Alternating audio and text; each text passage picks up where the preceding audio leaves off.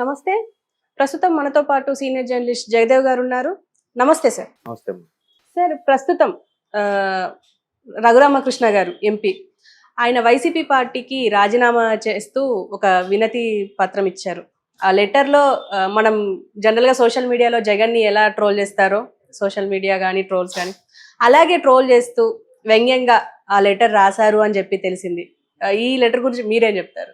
ఆయన ఇప్పుడే కాదు, వైసీపీ విధానాలను వ్యతిరేకిస్తున్న డే 1 నుంచి కూడా అసలు వైసీపీ నుంచి నాకు తెలిసి మొట్టమొదటిసారిగా ఒక నాయకుడు బయటికి ఎవరైనా వచ్చి వైసీపీ విధానాల మీద దుయ్యబట్టారంటే అది ఈయనే రఘురామకృష్ణరాజు గారు.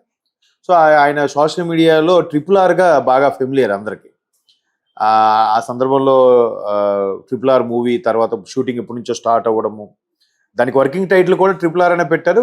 ఆబ్వియస్లీ RRR అయిపోయింది సినిమా పేరు కూడా, రాజమౌళి గారి సినిమా. సో ఈ ఇతను అప్పటి నుంచి సోషల్ మీడియాలో యాక్టివ్గా ఉండడము, ఆ RRR గానే బాగా ఫెమిలియర్ అందరు. సో దాన్ని ఆయన ఒక రచ్చబండ అనే ఒక యూట్యూబ్ ఛానల్ ద్వారా రచ్చబండ అనే వేదికలా పెట్టి ప్రతిదీ వెటకారంగా దుయ్యబడుతూ ఉండేవారు. సో తర్వాత ఈయన కూడా చాలా ఫేస్ చేశారు, ప్రభుత్వంకి యాంటీ అవుతున్నారనే ఉద్దేశంతో. అసలు పెద్ద ట్విస్ట్ ఏంటంటే వైసీపీ తరపున గెలిచిన వ్యక్తి ఆయన ఎంపీ, నర్సాపురం నుంచి వైసీపీ అభ్యర్థి కదా, ఎంపీగా గెలిచారు. మరి ఎక్కడ చెడిందో ఏం జరిగిందో తెలియదు. డెప్త్గా అంటే ఎంతసేపు ఆయన ఈ విధానాలను వ్యతిరేకించారు, తర్వాత వైసీపీ జగన్మోహన్ రెడ్డి గారు కూడా ఆయన పట్టించుకోలేదు అని వార్తలు ఉంటున్నాయి, కానీ అసలు డీప్గా అనలైజ్ చేస్తే ఎక్కడ చెడింది అనేది కూడా ఎక్కడ క్లారిటీ ఉండదు. సో ఇతని మీద చాలా ఎలిగేషన్స్ పెట్టడము, తర్వాత ఆయన ఇక్కడ హైదరాబాద్లో ఉంటే పోలీసులు వచ్చి ఇక్కడ నుంచి అరెస్ట్ చేసి కొట్టుకొని తీసుకెళ్లారని ఆయన దెబ్బలు కూడా చూపించడం జరిగింది. పోలీసులు ఇలా టార్చర్ పెట్టారు నాకు అన్నట్టుగా కూడా. అంటే అది కూడా ఎలాగా, ఇప్పుడు ఒక స్టేట్ నుంచి ఇంకో స్టేట్కి మారేటప్పుడు పోలీసులు ఖచ్చితంగా లోకల్ పోలీస్ స్టేషన్కి ఇన్ఫార్మ్ చేయాలి. ఇన్ఫార్మ్ చేసి అప్పుడు చర్యలు లోకల్గా లేదా ఎస్పీకి లెటర్ పెట్టుకొని హెల్ప్ తీసుకోవాలి. అదేమి చేయకుండా ఇక్కడ తీసుకెళ్లారని అదొక కేసు. తర్వాత చాలా ఇప్పుడు ఆయన ఏం చేశారంటే తర్వాత రాజీనామా పెడితే రాజీనామా దానికి వైసీపీ వాళ్ళు యాక్సెప్ట్ చేయలేదు. యాక్సెప్ట్ చేస్తే ఈయన వెంటనే ఇంకో పార్టీకి వెళ్ళిపోవడం అవుతుంది, లేదా సస్పెండ్ చేసి దానికి టికెటే చెల్లదు అని వీళ్ళేమైనా కేసు వేస్తే మళ్ళీ బై ఎలక్షన్ అయ్యేది. లేదు ఆ కేసు ఇలా నానుతూ ఉంది అంటే ఖచ్చితంగా అతను వైసీపీ అభ్యర్థి కాదురా, వేరే పార్టీకి ఆయన చేరాడరా అనుకోవడానికి. అది జరగలేదు, కేసు జరగలేదు. ఈయన వైసీపీ నుంచి తీసేస్తున్నట్టుగా వాళ్ళు ప్రకటించలేదు, కనీసం సస్పెండ్ చేస్తున్నట్టు కూడా చెప్పలేదు. సస్పెండ్ ఇంత బాబు మీరు నాకు వద్దన్నా కూడా ఇంకా వాడి మీద ఏం చర్యలు తీసుకోకుండా ఉంచే ఉద్దేశం ఏంటి? పరుగు పోతుందని భయమా, లేదంటే గవర్నమెంట్ వచ్చి సంవత్సరం కూడా అవ్వలేదు ఇలా జరుగుతుంది ఏంటా అని రకరకాల ఆలోచనలు విధానం విషయంలో వాళ్ళు ఏమి నిర్ణయం తీసుకోవడంతో ఈయన కౌంటర్లు సెటైర్లు ఆపలేదు. అదే యూట్యూబ్ వేదికగా చాలా సందర్భాల్లో మాట్లాడారు. దానికి కూడా వాళ్ళు రకరకాలుగా విగ్రాజ్ అని ఏవో పేర్లు పెట్టి ఆయన్ని హింసించారు, ఆయన్ని ట్రోల్ చేశారు. అయితే ఇప్పుడు ఆయన తర్వాత చాలా వైసీపీ మీద మరి ఎందుకు అట్లా జరిగిందో తెలియదు, కానీ ఆయన ఒక 2 months బ్యాక్ 3 months బ్యాక్ ఒక సుప్రీంకోర్టుకు లెటర్ కూడా రాశారు. ఇప్పుడు 10 ఏళ్ళుగా బెయిల్ మీద ఉండే వ్యక్తి ఇప్పుడు రాష్ట్రాన్ని శాసిస్తున్నాడు, ముఖ్యమంత్రి అయిపోయారు, ఇంకా బెయిల్ ఏంటి? ఈ కేసు ఇక్కడే నడుస్తుంది, హైదరాబాద్లో ఉండడం వల్ల ఈయన నచ్చినట్టుగా జరుగుతుంది. ఇక్కడ కూడా హైదరాబాద్లో ఆయనకి బాగా ఫేవర్గా ఉండే ప్రభుత్వం ఉండడం వల్లే నడుస్తుంది అన్నట్టుగా. అండ్ మోర్ ఓవర్ అంతకుముందు నన్ను హైదరాబాద్లో ఉంటుండగా అరెస్ట్ చేసి తీసుకెళ్లారు ఇక్కడ పోలీసులు, ఇక్కడ తెలంగాణ పోలీసులు పెర్మిషన్ లేకుండా వెళ్ళారు. అప్పుడు తెలంగాణ పోలీసులు ఎటువంటి యాక్షన్ తీసుకోలేదు, ఎందుకంటే తెలంగాణలో ఆ జగన్మోహన్ రెడ్డి గారికి ఫేవర్గా ఉండే ప్రభుత్వం ఉందని రకరకాల రీజన్స్. అది మొన్న బీఆర్ఎస్తో చాలా క్లోజ్గా ఉన్నారన్న కూడా కొన్ని వార్తలు రుజువు చేశాయి ఎలక్షన్స్ ముందు కూడా. సో వీటన్నిటి మీద కూడా ఆయన కామన్గా రెస్పాండ్ అయ్యాడు. అసలు ఎందుకు వైసీపీ ఇటువంటి నిర్ణయాలు తీసుకోవడం ఏంటి, ఎందుకు ఇలా చేస్తుంది, అన్నిటి విషయాలు కూడా లోక్సభలో ఎవరైనా మాట్లాడి స్పందించినప్పుడు కూడా అక్కడ వాళ్ళకి టీడీపీ ఎంపీలకి సపోర్ట్గా ఉండడం, తర్వాత చంద్రబాబు గారిని అరెస్ట్ అయిన తర్వాత ఢిల్లీలో కొంతమంది నాయకులు అక్కడ ధర్నా చేశారు, చంద్రబాబు అరెస్ట్ గురించి నిరసన తెలియజేసినప్పుడు కూడా ఈయన వాళ్ళతో పాటు ఉండి ఈయన కూడా నిరసన తెలియజేయడం జరిగింది. అయితే ఇప్పుడు ఏంటంటే నర్సాపురం టికెట్ టీడీపీ కోటాలోకి వస్తుందా లేదా జనసేన కోటాలోకి వస్తుందా అనేది ఇంకా పూర్తి స్థాయి క్లారిటీ రాలేదు.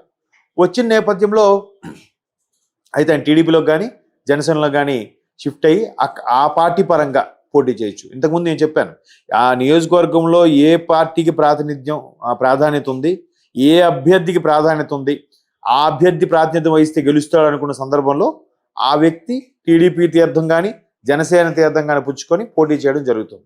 ఇప్పుడు నరసాపురం విషయంలో రఘురామకృష్ణరాజు గారు కూడా అదే చేయబోతున్నారు. కాకపోతే వైసీపీ నుంచి నన్ను అడిగితే ఫస్ట్ బయటకు వచ్చి ఆ విధానాలని ఎండగట్టింది మాత్రం ఈయనే. బట్ వైసీపీ కూడా ఎందుకో చర్యలు తీసుకోలేకపోయింది. తీసుకున్నా వీళ్ళు పరుగు దక్కేదేమో, మేము ఆయనకి తీసుకున్న చర్యలు తీసుకున్నాం, ఆయన పెట్టిన టార్చర్ పెట్టాం చాలులే అని రిలాక్స్ అయిపోదురేమో, అది జరగలేదు. ఎందుకు, ఒకవేళ ఆయనకి సస్పెండ్ చేసినా లేదా పార్టీ నుంచి డిస్మిస్ చేసినా ఈయన మళ్ళీ వేరే పార్టీలకు వెళ్ళిపోతాడు, మన ఎదురుగా తోగజాడిస్తాడు అనుకున్నారో భయపడ్డారో తెలియదు, కానీ అది కూడా అమలు అవ్వలేదు. సో దానికి సంబంధించి ఇప్పుడు ఎలాగూ అయిపోయింది, ఇంకొక వారం 10 రోజుల్లో ఎలక్షన్ నోటిఫికేషన్ కూడా వచ్చిపోతుంది. మీరు ఇప్పటికైనా యాక్సెప్ట్ చేయాలి కదా. వీళ్ళు ముఖ్యమంత్రితో సహా అందరూ ఎలక్షన్ నోటిఫికేషన్ వచ్చాక రాజీనామా చేయాల్సిందే. ఆపద్ధర్మ ముఖ్యమంత్రి లేదా ఆపద్ధర్మ ఎంపీ, ఆపద్ధర్మ మంత్రులుగానే ఉంటారు తప్ప అప్పుడు వాళ్ళకి ఏం రైట్స్ ఉండవు కదా, నామకే వస్తూ ఉంటారు కదా. సో ఇప్పుడు ఇంకా రిజైన్ పెట్టారు కాబట్టి రిజైన్ చేయాల్సిందే, రిజైన్ యాక్సెప్ట్ చేయాల్సిందే. ఇప్పటికీ చేయకపోతే ఇంకా ఇంకా ఉన్నపొర ఊరు, అదే సామెత ఉందండి, ఉన్నపొర ఊరిలో సగం పొరుగు సంతలో పోయింది అన్నట్టు అట్లా జరుగుతుంది. ఈయన కూడా అసలు ఎక్కడ తగ్గలే. ఈయనకి అరెస్ట్ చేశారు, లేదంటే మా పార్టీ అభ్యర్థి గురించి ఇలా మాట్లాడడం ఏంటని చెప్పి ఆ పార్టీ వాళ్ళే ప్రెస్ మీట్లు పెట్టి మరి కూడా దుయ్యబట్టినా కూడా ఆయన అవమానపరిచినా ఎక్కడ తగ్గలేదు. బట్ చూద్దాం, ఆయన లెటర్ మాత్రం కొంచెం మాటలు కూడా మీరు అబ్జర్వ్ చేస్తే యూట్యూబ్ ఛానల్లో ఆ వెటకారంగాను వ్యంగ్యంగానే ఉంటుంది. అఫ్కోర్స్ గోదావరి జిల్లాకి చిన్న ఆ యాక్సెంట్, ఆ వెటకారం అనేది సహజం కాబట్టి ఆ విధంగా ఆయన రాసి ఉండొచ్చు అనుకుంటున్నాను. సో అంటే మీరు ఆ లేఖ సారాంశం ఇంకా ఏం చెప్పారు? అదే సార్, అంటే ఇప్పుడు ప్రస్తుతం మనం ఎలా ట్రోల్ చేస్తాం, చాలా ట్రోల్స్ అవుతా ఉంటాయి. ఆ ట్రోల్స్ కు సంబంధించి అలా ఆయనని కొంచెం అదే ఒకటి ఆయన పెట్టి మళ్ళీ మీమ్స్ పెట్టి ఏదో బ్రహ్మానందం ఎవరినో పెట్టి పెట్టడము.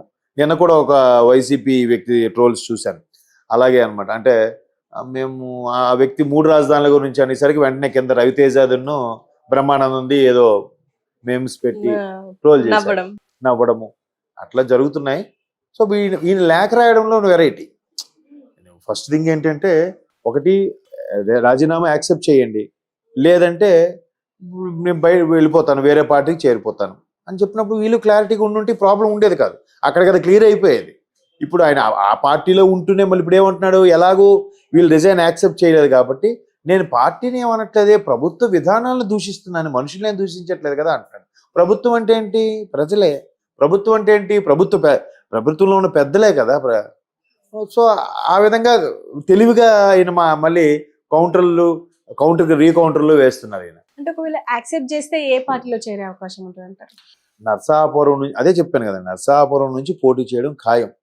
అయితే లోక్సభకి ఆల్రెడీ 3 ఎంపీ లోక్సభలో ఎన్నికలకు సంబంధించి జనసేనకి 3 ఎంపీ స్థానాలు కేటాయించబడింది. 24 అసెంబ్లీ ఇవాళ డిక్లేర్ చేశారు.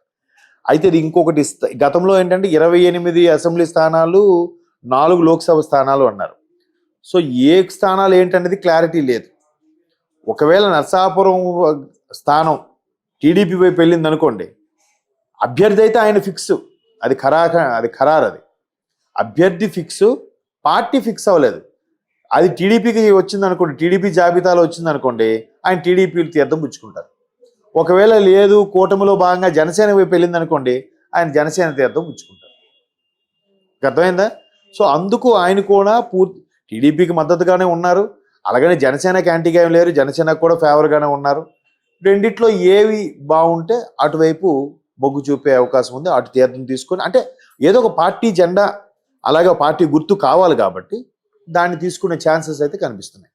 సో అప్పుడు జనసేనకు భీమవరం ఎలాగూ జనసేనకి ఇస్తారని అంటున్నారు కాబట్టి టీడీపీకి నర్సాపురం వచ్చేమో, సారీ భీమవరం ఉంటే నర్సాపురం నియోజకవర్గమే కదా టీడీపీ లోక్సభకు సంబంధించి.